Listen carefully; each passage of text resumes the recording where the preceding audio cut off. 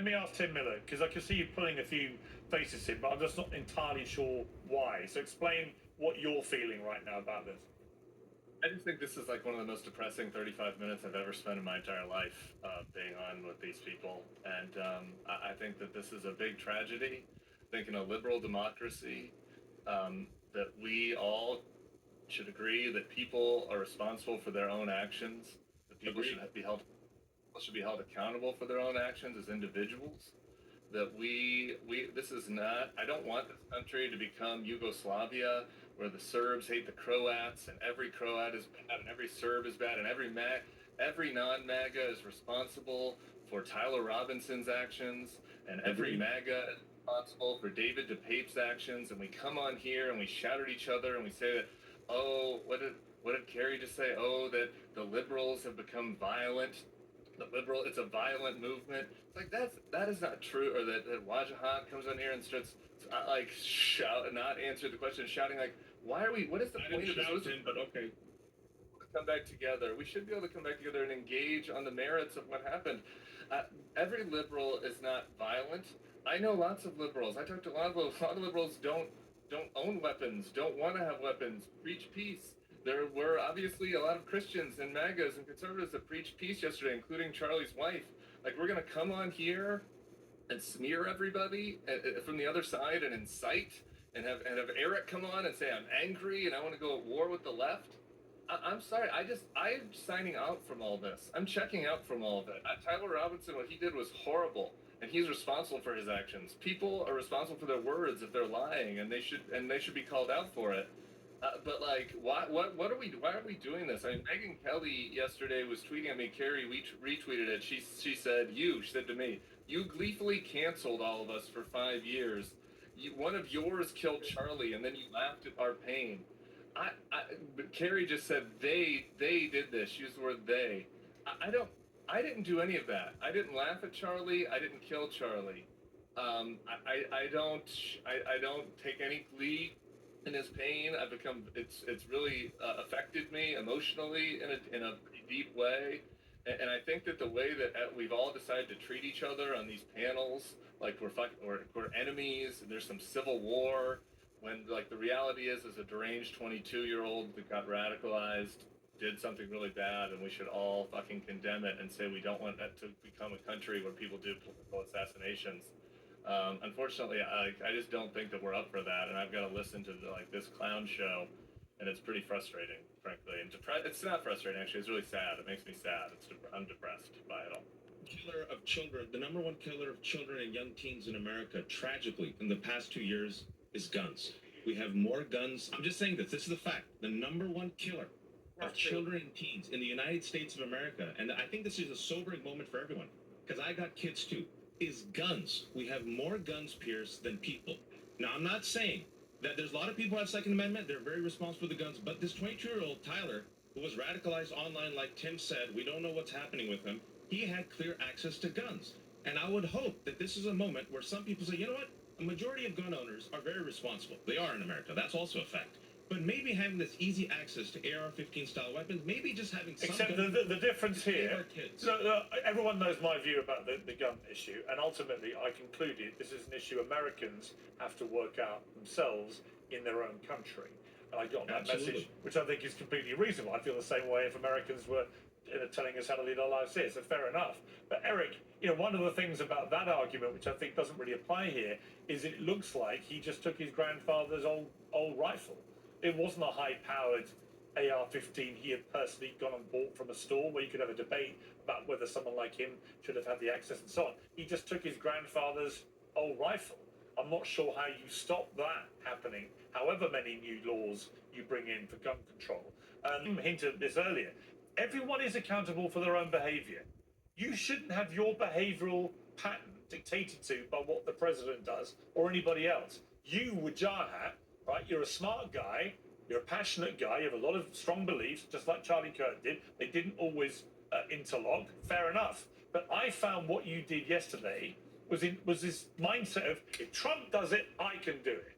And where's the high moral ground in that? Where is the intellectual honesty? President Trump consoled the nation yesterday. President Trump consoled the nation yesterday. He Carrie, consoled for 2 a weeks ago, grieving let's widow. facts matter, Carrie, real quick. He 2 brought the weeks ago, country together. he did not bring the country together. He literally, after Erica said a beautiful statement, he literally increased the temperature and said the following. No, we know I you read disagree it with already, but Charlie. you've done I the We same. know- hate my we know what opponent. it Listen, is. this is what Donald Trump said. I hate my opponent. You've read it And I already. don't want the best for them. You've read it And already. then, as we know, he has asked Pam Bondi, his DOJ, to go against all Democrats. This is a man who is the president of the United States. Lower the temperature. And I also want to say, because facts matter, 2 weeks ago, there was no suspect. 2 weeks ago, there was no motive. Irresponsibly and recklessly, it was Donald Trump who took to the world stage and irresponsibly and incorrectly blamed the radical left. And you also had Stephen Miller yesterday say them.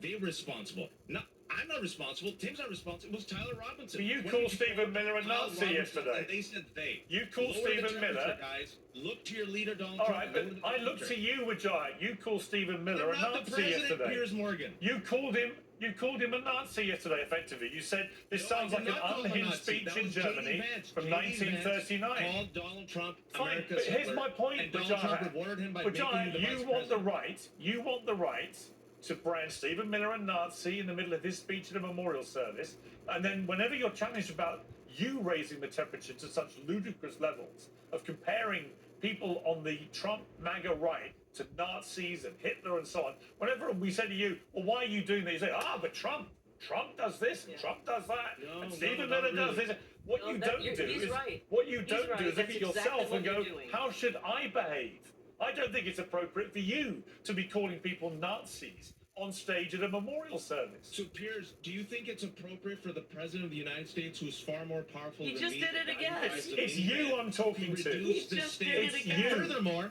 I did not call Donald Trump America's Hitler. That was RFK. No, and you J.D. called Vance, Stephen and Miller he a rewarded Nazi. them with influential positions. So, what Wait, are we doing Piers, here? Piers, What we're doing I here don't is know who this reminding guy you. is. As Donald What Trump, I'm doing here and you're is not reminding asking you of Donald what Trump you to lower the posted temperature. during the Ask memorial Donald Trump to lower the service. temperature. Tweet that out. You Tweet keep that talking out. about lowering What you the just said to me, Vajaya, Piers, ask Donald Trump. Vajaya, with respect, you keep talking about lowering the temperature. You're the guy who, in the middle of the memorial service, called one of the speakers a Nazi. Who did Stephen Miller. Stephen Miller quoted Goebbels. He quoted So you Goebbels' think he's a speech. Nazi? And he, by the way, is in the Trump administration. You think he's a So Nazi? speaking about not lowering the temperature, Is he a why did Nazi? he quote Goebbels' speech? Is he a Nazi? I call him a Nazi, but he did quote Goebbels' speech. Is he a Nazi? That's terrifying. Okay, is he a Nazi? No, he's not a Thank Nazi, you. but he seems to love Nazi Okay, thank talking you. points. They're probably slightly contrary to the message that Erica Kirk was conveying yesterday so powerfully, which particularly was powerful given that she was still obviously in enormous grief, lost her husband just a few days before. I thought the message she wanted to convey clearly was one of forgiveness. And yet here are you, Eric, for reasons I completely understand, in the same way that I understand why Donald Trump says he hates his opponents. And I like people to be honest about how they're feeling. I think it's important. But do you not think there's a conflict between your desire to be full of anger and want to make this a political battle now, and Erica making it clear that she had found it in herself to forgive this person? Erica is a better Christian than I am, Pierce, no doubt about it, and she will probably forgive the shooter. I'm not ready to do that. I'm not sure TPUSA will be all about, forgiving people who are killing people on our side. I think that you're going to see TPUSA becoming a major, if they weren't already, they will become probably the most efficient, most effective political force on the planet. Money is just flowing into this group. I don't think it'll be all about, let's forgive our opponents and let's But I forgive think our people who are killing us. I have to stand up for Erica right now. I think there's a difference. I know there's a difference between forgiveness and let's let the guy go and not have any accountability. No, I didn't mean that. Yeah. Erica wants justice. I mean, forgiveness is, as I said in the interview earlier, it's a way to heal Erica's heart. If you're holding anger, and I sense the anger, I feel it from you, Eric, and it's totally understandable. But when you're harboring that anger, it hurts you more. And so Erica has to be able to free that and allow herself to forgive, and then justice shall come. Under no circumstance will the person who killed Charlie Kirk be let go and not seeking justice. The harshest justice will occur, and that's going to happen. Christian Pierce, you asked him why was he a scumbag yesterday by live tweeting and saying horrendous things on Charlie Kirk's memorial. That was Carrie. Yeah, Carrie, no, listen, I lying called is a you sin in that. Christianity. Carrie, lying is a sin in Christianity. So let me respond. Let me respond. No, Lying is a sin I in called Christianity. you that. And why I also did you believe do in that Jesus, yesterday? and Jesus doesn't like liars. All right, now let's listen to this real quick. The person who used the word scumbag, and this is where I'm going to say I defended Charlie Kirk because he is a free speech maximalist. In his life, Charlie Kirk used his words to mock the living and the dead. He had every right to. He used the word scumbag to describe George Floyd, who was murdered by a cop. He had every right to. He said that MLK was an awful person. He has every right to. He said he was against the Civil Rights Act. He had every right to. Charlie Kirk would also agree with me and other Republicans right now, including Ted Cruz, Rand Paul, other conservatives or those who are loved by conservatives like Tim Dillon, Ben Shapiro, in that the President of the United States, President Trump, the leader of the country and the leader of MAGA, should not abuse and use his death to do what? Abuse his powers to cancel critics like Jimmy Kimmel.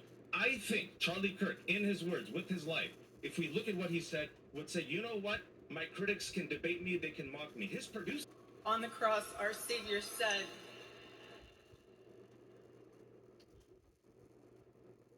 Father, forgive them, for they not know what they do. That young man,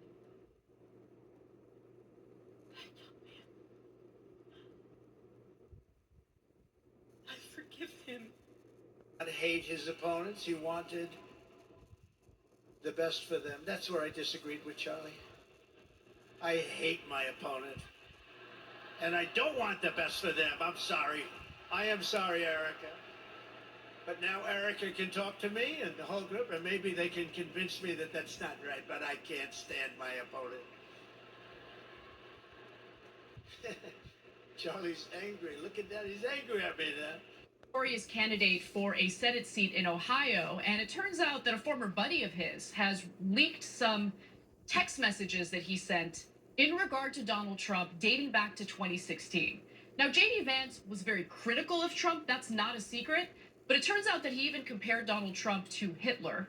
So Josh McLaurin is the lawmaker from Georgia who decided to share the screenshot. He says, the screenshot below is J.D. Vance's unfiltered explanation from 2016 of the breakdown in Republican politics that he now personally is trying to exploit. The America's Hitler bit is at the end. The public deserves to know the magnitude of this guy's bad faith.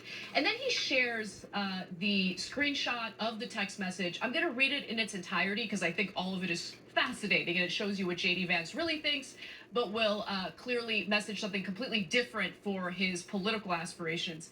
He wrote, again, back in 2016, but I'm not surprised by Trump's rise, and I think the entire party has only itself to blame. We are, whether we like it or not, the party of lower income, lower education white people, and I have been saying for a long time that we need to offer those people something, and hell, maybe even expand our appeal to working class black people in the process. Ooh, wow, imagine that.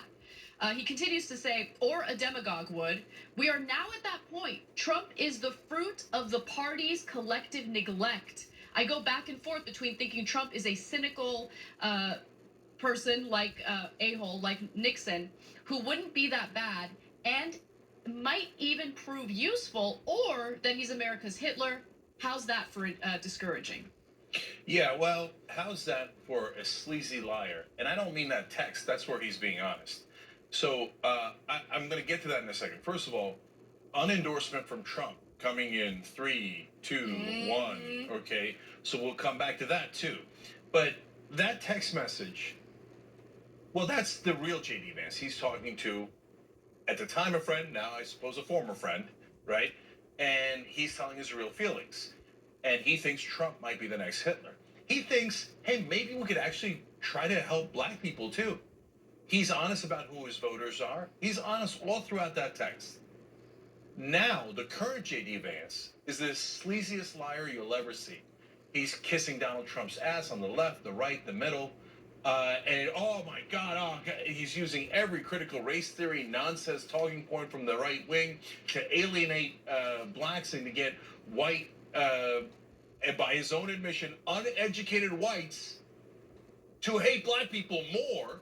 He's dividing us when we could be united on economic issues. Instead, he's dividing us on race.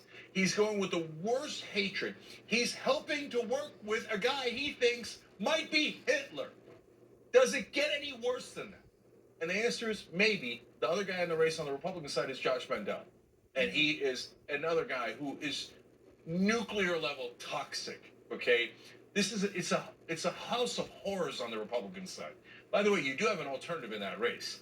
Morgan Harper, who's an awesome progressive, is in that race. MorganHarper.org. We'll put the link down below. MorganHarper.org.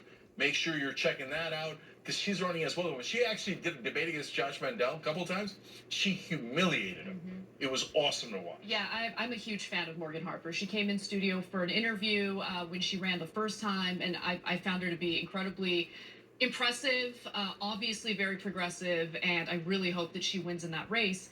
But I do want to remind you all of how extreme J.D. Vance has gotten in terms of his rhetoric and his campaigning strategy. In fact, very recently we covered one of his latest campaign ads where he decided to mimic Donald Trump. And if you don't remember what that looked like, why don't we take a look? Are you a racist? Do you hate Mexicans? The media calls us racist for wanting to build Trump's wall. They censor us, but it doesn't change the truth. Joe Biden's open border is killing Ohioans, with more illegal drugs and more Democrat voters pouring into this country. This issue is personal. I nearly lost my mother to the poison coming across our border. No child should grow up an orphan. I'm J.D. Vance, and I approve this message because whatever they call us, we will put America first. Off with him saying, "Do you hate Mexicans?" Like, oh yeah. I mean, disgusting. I mean, it was just a pretty terrible ad. Obviously, it's not trying to appeal to us, but he has taken on Donald Trump's style of campaigning, and he's exploiting what Donald Trump has created in the Republican Party. So that's a great point about the ad, because in the ad he says, "Are you racist? Do you hate Mexicans?" That's the beginning of it. Now, when you look at the text, you realize that's what he thinks his base actually thinks. And then he says, of course, in the ad, now, of course you don't do that, right? You don't believe that. But you know that they're all dirty and they're going to make the country worse. Right.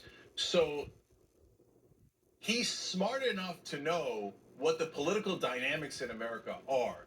And he's smart enough to know that the Republicans are choosing an avowedly racist strategy. And then he himself adopts that strategy and uses it in a campaign ad.